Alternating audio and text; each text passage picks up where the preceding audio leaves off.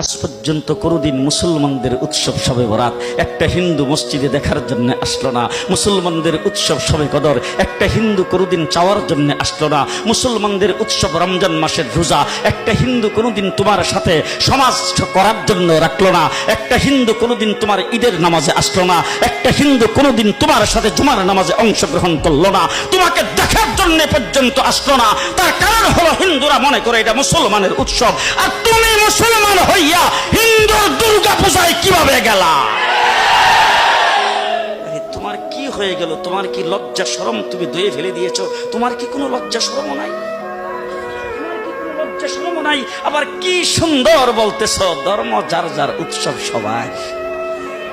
High high high, ও মুসলমান যুবকেরা ভালো করে শোনো, ধর্ম যার যার উৎসব সবার, তাইলে বিয়া যার যার বউ তো সবার। জি, বিয়ে যার যার বউ সবার, পুষ্কুনি যার যার মাস সবার, গাছ যার যার ফল সবার, ক্ষেত যার যার ফসল সবার, দোকান যার যার মাল সবার। এখন ঘুমাইছে কি কথা বলেন না কেন? তাহলে আমার দোকানের মাল যদি আমার হয়, আমার ক্ষেতের ফসল যদি আমার হয়, আমার গাছের ফল যদি আমার হয়, আমার গাছের নারিকেল যদি আমার হয়, আমি বিয়ে করলে বউ যদি আমার হয়, মুসলমান আমার পুষ্কুনির মাস যদি আমার হয়, তাইলে ধর্ম যার উৎসব তা